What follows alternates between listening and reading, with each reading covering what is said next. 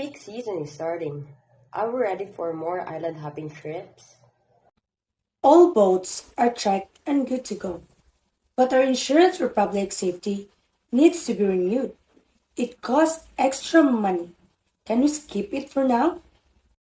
This insurance covers any third-party injuries or property damage during tours. For example, if a tourist sleeps on the deck or we damage private beach dock, you pay everything out of pocket otherwise.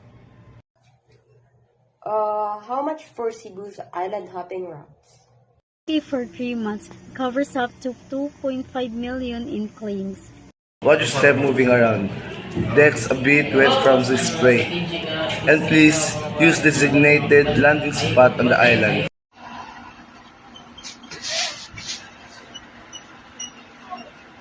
Ouch! My arm's bleeding. I feel terrible about the battery. Don't stress. We have public liability insurance that make care of both. Let's get you cleaned up first, okay?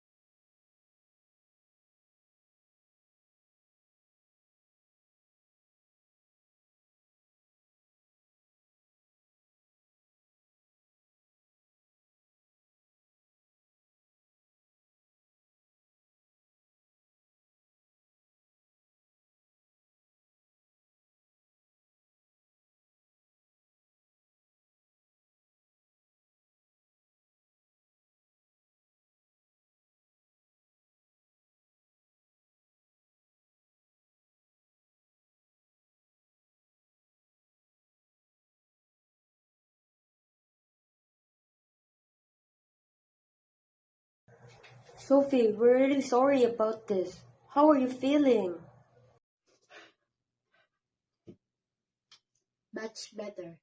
The clinic in Cordova says the one is fine, and they already sent the bills to your insurer. Cottage owner said the battery was handmade. Will that cost a lot to replace? Will cover the medical expenses and the pottery repair are exactly what this policy is for. The claims are already processed. I get it. We will make sure all the deck mods are tied down tight. And we will tell every guest how to get off the boat safely on each island. I also point out all private property areas on each island so guests know where to go.